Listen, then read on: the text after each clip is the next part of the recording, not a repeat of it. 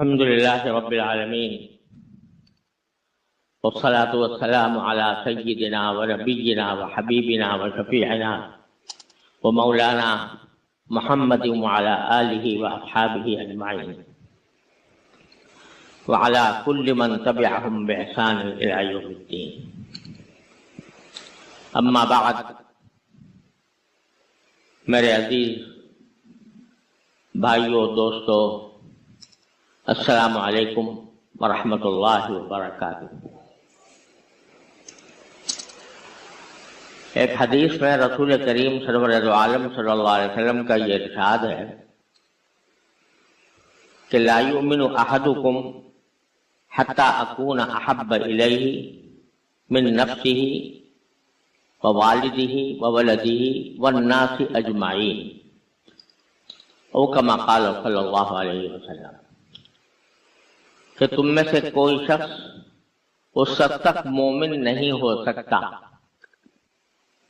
یعنی صحیح معنی میں مومن نہیں ہو سکتا، جب تک میں یعنی خود سرکار دو عالم صلی اللہ علیہ وسلم اس کو خود اپنی جان سے، اپنے مال سے، اپنے اولاد سے، اپنے والد سے یا والدین سے، ان سب سے زیادہ محبوب میں نہ ہو جاؤں۔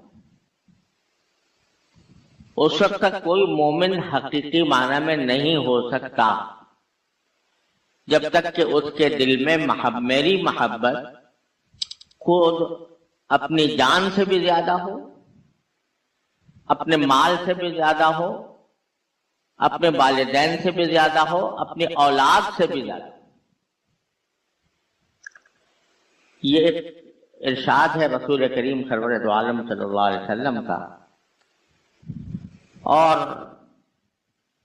الحمدللہ ہم بہت گئے گزرے ہو گئے، ہمارے اندر بہت سے خرابیاں خامیاں پیدا ہو گئیں،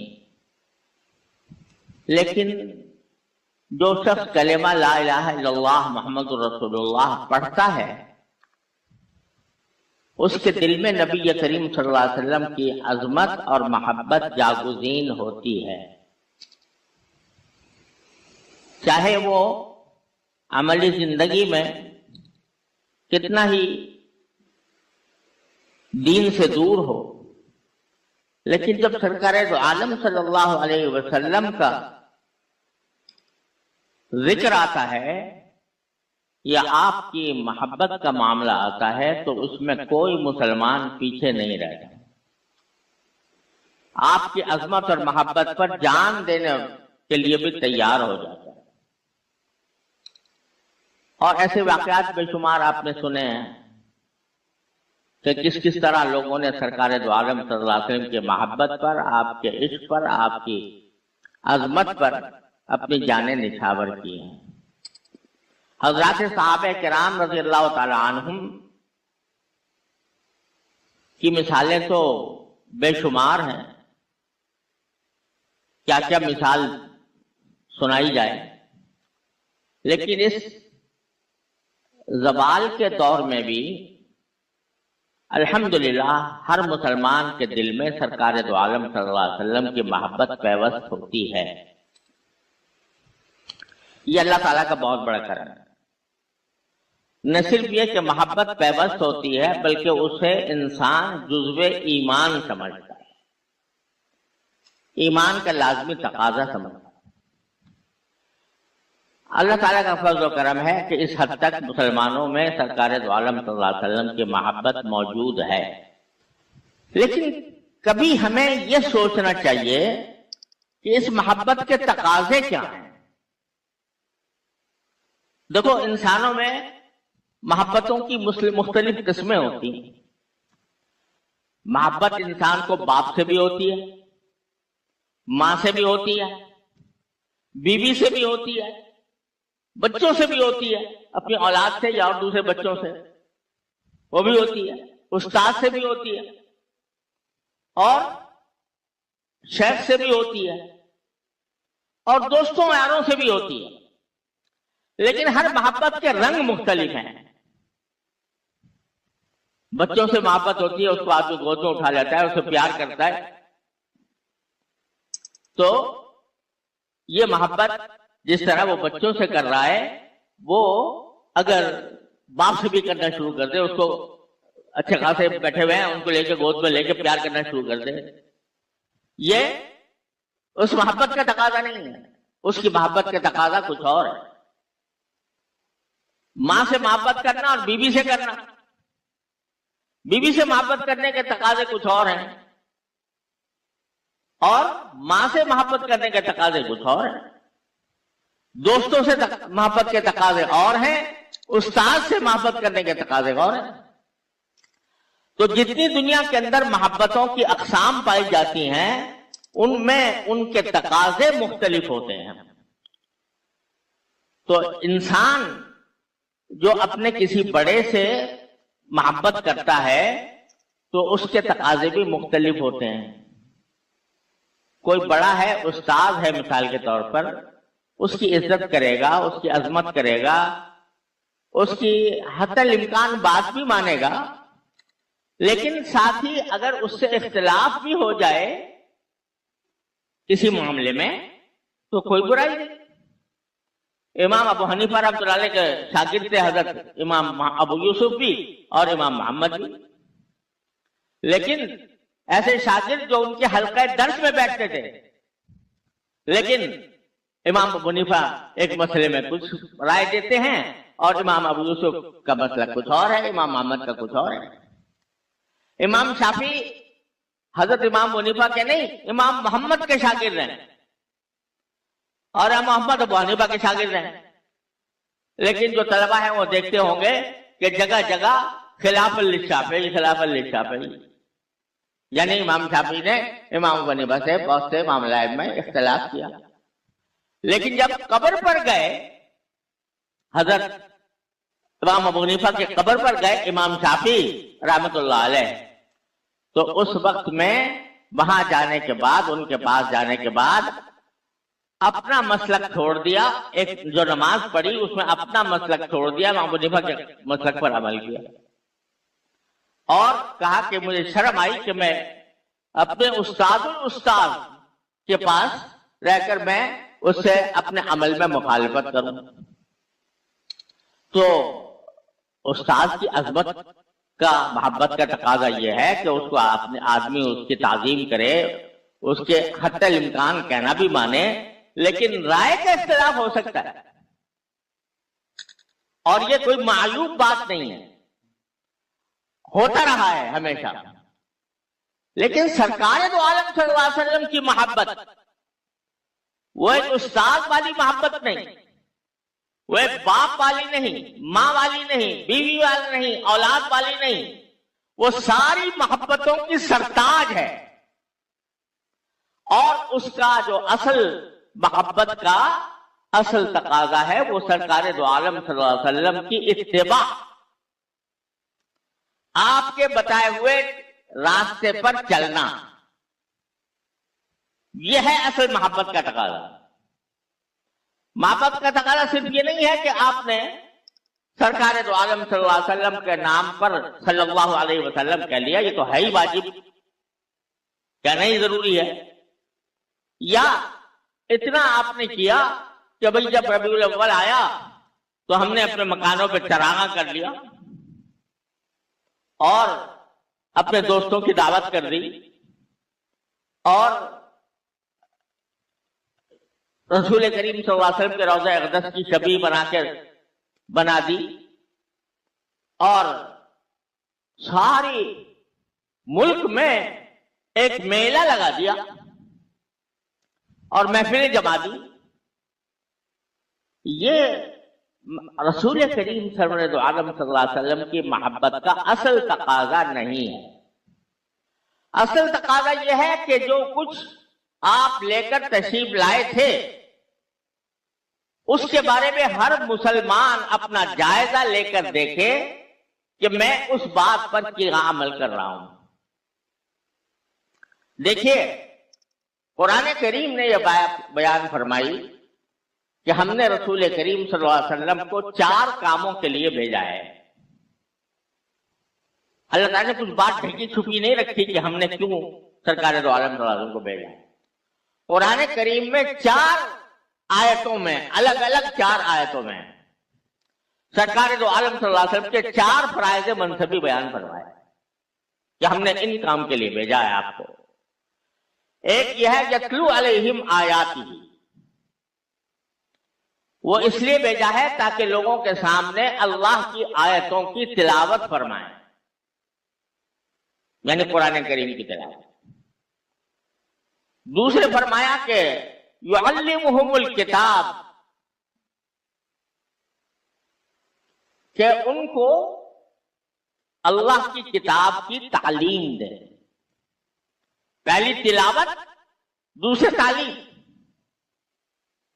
یہ 2 الگ الگ چیزیں ہیں، اور دونوں رسول کریم صلی اللہ علیہ وسلم کے مقاصد بعثت میں شامل ہیں، آپ کے فرائض منصبی میں شامل ہے کہ ایک تلاوت کریں لوگوں کے سامنے قرآن کریم کی آیات کی، اور تلاوت بھی اس طرح کریں جس طرح جبریل امین علیہ السلام نے آپ پر نازل کرتے ہوئے تلاوت کی تھی، جس کا ذکر سورہ قیامہ میں ہے کہ فَإِذَا قَرَأْنَاهُ فَاتَّبِعْ قُرْآنَهُ، کہ جب جبریل امین علیہ السلام آپ کے سامنے تلاوت کریں قرآن کریم کی تو آپ ان کی تلاوت کی پیروی کیجئے، جس طرح وہ تلاوت کر رہے ہیں اس طرح آپ بھی تلاوت کیجئے. تو ایک یہ مستقل مقصد ہے. بعض لوگ یہ سمجھتے ہیں کہ قرآن کریم کو سمجھے بغیر تلاوت کرنے کا کیا فائدہ، لیکن آپ نے دیکھا کہ اللہ تعالیٰ نے دونوں چیزوں کو الگ الگ بیان فرمایا. تلاوت ایک مستقل مقصد ہے سرکار دو عالم صلی اللہ علیہ وسلم کی تشریف آوری کا، اور تلاوت کا بھی وہ طریقہ جو جبریل امین کے ذریعے رسول کریم صلی اللہ علیہ وسلم تک پہنچا، جس کے لیے مسلمانوں نے ایک مستقل علم تجوید کی بنیاد ڈالی. ساری دنیا میں اقوام عالم میں علم تجوید کی کوئی مثال نہیں ملتی. کوئی زبان ہو، وہ انگریزی ہو، وہ فارسی ہو، وہ چینی ہو، وہ اسپینش ہو، کوئی زبان ہو، کسی زبان میں آپ کو یہ بات نہیں ملے گی، یہ علم نہیں ملے گا کہ کون سے حرف کو کس طرح ادا کیا جائے اور منہ کے کس حصے سے ادا کیا جائے اور کس کیفیت کے ساتھ ادا کیا جائے. ABCD-EFGH پڑھ لیا سب نے، لیکن کیا کوئی ایسی کتاب ہے جس میں یہ لکھا ہو کہ بی کیسے نکلتی ہے، کہاں سے نکلے گی، ہونٹ کے کون سے حصے سے نکلے گی، اور سی کہاں سے نکلے گی، اور ڈی کہاں سے نکلے گی؟ کوئی زبان اس کی مثال پیش نہیں کرتا. لیکن چونکہ رسول کریم سرور دو عالم صلی اللہ علیہ وسلم کو اس کام کے لیے بھیجا گیا تھا، آپ کے مقاصد بعثت میں سب سے پہلے ذکر تلاوت قرآن کا ہے، لہذا رسول کریم صلی اللہ علیہ وسلم کے صحابہ کرام نے اس علم کی بنیاد ڈالی اور اس کو ایک مستقل علم و فن کی حیثیت میں مدلل کر دیا. الف کا مخرج، با کا مخرج، تا کا مخرج، سا کا مخرج، سین کا مخرج، قاف کا مخرج الگ الگ کر کے بتا دیا، اور اس کے مطابق تلاوت کرنا اور سیکھنا ہر مسلمان کے ذمے فرض عین ہے.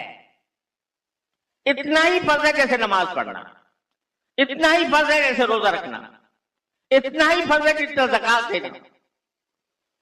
قرآن کو صحیح طریقے سے پڑھنا.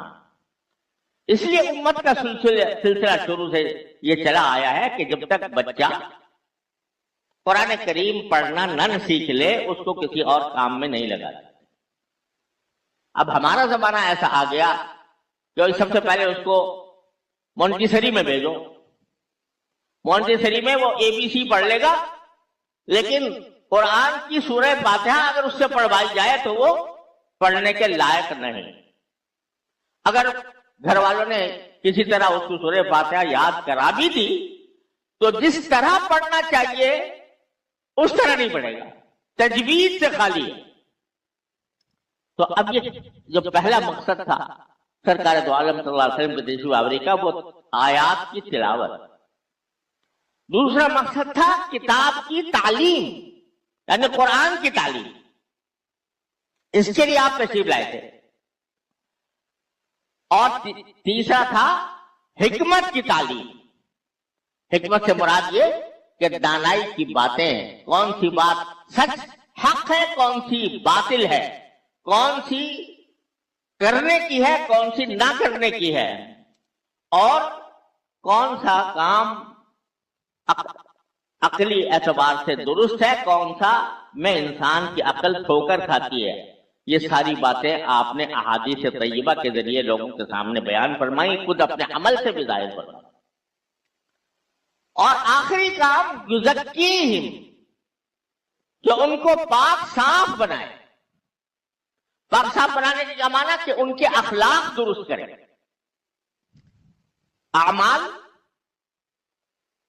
اعمال جو ہے وہ صحیح طریقے سے ادا ہو، اور انسان کے دل میں جو جذبات پرورش پاتے ہیں وہ درست ہوں. آدمی میں تکبر نہ ہو، حسد نہ ہو، بغض نہ ہو، لڑائی جھگڑے کا جذبہ نہ ہو، غصے کا ناجائز استعمال نہ ہو. اور اللہ تبارک و تعالیٰ نے ایک انسان کو جو صبر کی تاکہ جگہ جگہ فرمائی ہے قرآن کریم میں، اس صبر کی طرف کہ آپ ٹریننگ دیں لوگوں کو کہ کس طرح صبر ہوا کرتا ہے. یہ تھے مقاصد جو قرآن نے 4 جگہ بیان کیا، اور 4 مقاصد ہیں اور قرآن نے 4 جگہ بیان کیا. اب نبی کریم صلی اللہ علیہ وسلم کی محبت کیا اس حد تک محدود ہے کہ جب آپ کا اس میں گرامی آئے تو انگوٹھے چوم لیں، اور کیا اس حد تک محدود ہے کہ جب آپ کا یوم پیدائش آئے تو چراغاں کر لیں، جب آپ کا یوم پیدائش آئے تو ایک جلوس نکال دیں، اس میں نعرے لگا لیں، نعرہ رسالت یا رسول اللہ. اس کا کہیں ذکر دیکھا آپ نے ان 4 چیزوں میں؟ تو اب آپ اگر اعوذ باللہ عملاً یہ کہیں کہ یا رسول اللہ ہمیں آپ سے محبت ہے، اور اتنی محبت ہے کہ ہم آپ کے نام مبارک کے ساتھ کوئی گستاخی کسی طرح کی کسی بھی کوئی بھی شخص کرے گوارا نہیں کر سکتے. یا رسول اللہ ہم آپ سے محبت ہے، بہت محبت، باپ سے زیادہ، ماں سے زیادہ، اولاد سے زیادہ، اپنی جان سے زیادہ، لیکن آپ کے کسی کہنے پہ عمل نہیں کریں گے. آپ کے کسی کہنے پر عمل نہیں کریں گے، نہ آپ کی سنت کو پڑھیں گے، نہ آپ کی سیرت پڑھیں گے، نہ آپ کا لایا ہوا قرآن پڑھیں گے، نہ آپ نے جس طرح صحابہ کرام کی تربیت کی اس کو سمجھنے کی کوشش کریں گے. ہاں جب ربیع الاول کا مہینہ آئے گا چراغاں کر لیں گے، جلوس نکال لیں گے، اور آپ کے شان میں نعتیہ قصیدے پڑھ لیں گے، اور آپ کی تعریف کریں گے، جلسے منعقد کریں گے، اس میں آپ کی ولادت کا واقعہ بیان کریں گے، آپ کی سیرت بیان کریں گے، عمل ایک پر بھی نہیں کریں گے. تو بتاؤ یہ کوئی محبت ہوئی؟ کوئی محبت ہوئی ہے؟ میں نے عرض کیا تھا ہر قسم کے لوگوں کے ساتھ محبت کے تقاضا مختلف ہوتا ہے. کوئی آدمی بیوی جیسی محبت ماں سے کرنے لگے، بہن سے کرنے لگے، العیاذ باللہ، حرام. لیکن سرکار دو عالم صلی اللہ علیہ وسلم کی محبت صرف زبان کی حد تک محدود رہ گئی کہ بس آپ سے ہم محبت کرتے ہیں. لیکن آپ جو قرآن لے کر آئے تھے، جو سب سے بڑا معجزہ ہے اس کائنات کا، اس معجزے کو کبھی اٹھا کر بھی نہیں دیکھتے، کبھی اس کو سمجھنے کی کوشش نہیں کرتے. تفسیریں چھپی ہوئی ہیں، ترجمے چھپے ہوئے ہیں، آسان سے آسان بھی ہیں، پڑھنے میں کوئی دشواری بھی نہیں ہے، لیکن ساری زندگی گزر گئی، کبھی یہ سوچنے کی نوبت نہیں آئی کہ ہمارے اوپر اللہ نے جو رسول کریم صلی اللہ علیہ وسلم کے ذریعے قرآن نازل فرمایا تھا، اس قرآن میں لکھا کیا ہے. میں حیران ہوتا ہوں کہ اس بے توجہی، اس بے پرواہی کے باوجود اگر ہم دعوے کریں محبت کے تو یہ کون سی محبت؟ اور سرکار دو عالم صلی اللہ علیہ وسلم نے جو احکام دیے، جو شریعت لے کر آئے، وہ ساری دنیا کے مذاہب اور ساری دنیا کے قوانین میں سب سے زیادہ اعلیٰ، برتر، بہترین، پر حکمت شریعت ہے. لیکن ہماری نگاہیں اس طرف نہیں جاتی. ہماری نگاہیں جاتی ہیں انگریزوں کی طرف، جن کی غلامی ہم نے 200 سال تک کی. لباس ہم ان جیسا پہنیں گے، کھانا ان کی طرح کھائیں گے، اور ملاقاتیں ان کی طرح کریں گے، تقریبیں ان کی طرح منائیں گے. یہاں تک کہ رسول کریم صلی اللہ علیہ وسلم کی محبت کا اظہار بھی اسی طریقے سے کریں گے جیسے کہ انگریز کرسمس میں کرتے ہیں. یہ لمحہ فکریہ ہے ہمارے یہاں. کوئی شک نہیں، محبت، دلی محبت سب میں ہے، لیکن اس دلی محبت کے تقاضوں پر اگر غور کیا جائے تو کوئی تقاضا ہماری عملی زندگی میں نظر نہیں آتا. محکمے میں بیٹھیں گے تو جلاد بن کر بیٹھیں گے، رشوتیں لیں گے، بغیر رشوت کے کسی کا کوئی کام نہیں ہوگا. اپنی تجارت کریں گے تو تجارت کے اندر دھوکہ بازی لازمی حصہ ہوگی. اور پھر بھی کہتے ہیں ہمیں محبت ہے رسول کریم صلی اللہ علیہ وسلم.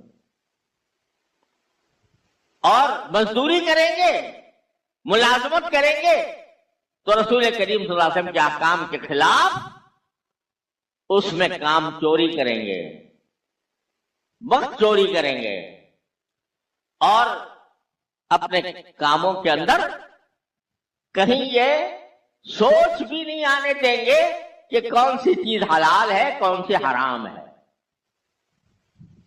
اور پھر بھی محبت کا دعویٰ ہے. تو میرے بھائی اور عزیزوں، اس ربیع الاول کے مہینے میں ہم لوگوں کو اس پہلو سے اپنا جائزہ تو لے لیں صبح سے شام تک کی زندگی. اور اس کا ادنا درجہ یہ ہے کہ جتنے مسلمان ہیں ان کا کوئی دن قرآن کریم کی تلاوت سے خالی نہ جائے. اور تلاوت بھی اسی طریقے سے جس طرح رسول کریم صلی اللہ علیہ وسلم نے تلاوت کی. وہ اکثر لوگوں کو نہیں آتی، لہذا اس کو سیکھنے کا اہتمام کریں. الحمدللہ مساجد بہت سی ہیں، پھیلی ہوئی ہیں، اس میں امام بھی ہیں، اس میں قاری بھی ہیں. کسی قاری سے، اچھے قاری سے مل کر اپنے قرآن سنائیں کہ میں اس طرح پڑھتا ہوں، اس میں کہاں غلطی ہے، آپ اس کو درست کریں. کوئی لمبا چوڑا مشکل کام نہیں ہے. 29 حروف ہیں، ان میں سے بعض حروف ایسے ہیں جن کے اندر کوئی بہت زیادہ دشواری کا سامنا نہیں ہے. اگر ہر روز آدمی ایک حرف کی ادائیگی کو سیکھنے کا اہتمام کر لے تو 29 دن میں سارا قرآن صحیح ہو جاتا ہے. اور دوسرے کوئی دن خالی نہ جائے جس میں قرآن کریم کو سمجھنے کے لیے کوئی تفسیر کے ساتھ قرآن کریم کا ترجمہ جس میں نہ پڑا. اللہ کے بندو، اللہ تعالیٰ نے ایک پیغام ہدایت بھیجا ہے، اور اس پیغام ہدایت میں فرمایا کہ تفصیلا لکل شیء وہدی ورحمۃ، کہ اس میں ہر چیز کی تفصیل موجود ہے، ہر صحیح عقیدہ اس میں بیان کیا گیا ہے، ہر ہدایت کا سامان اس میں موجود ہے، رحمت کا سامان موجود ہے. اگر کوئی پیغام بھیجے آپ کا کوئی بڑا، آپ کا کوئی دوست، اور وہ خط اٹھا کے آپ طاق میں رکھ دیں، روزانہ اس کو دیکھ کے تبرک حاصل کیا کریں، اور کبھی اس کو کھول کر اس کو سمجھنے کی کوشش نہ کریں، تو یہ اس شخص کے ساتھ جس نے پیغام بھیجا ہے زیادتی نہیں، ظلم نہیں تو اور کیا. اللہ تعالیٰ نے ایک بڑا پیغام بھیجا قرآن کے ذریعے. کیا وہ اس لائق نہیں ہے کہ آپ 24 گھنٹوں میں سے 15 منٹ 20 منٹ اس کام کے لیے نکال لیں جو اس قرآن کو سمجھنے کی کوشش کریں؟ الحمدللہ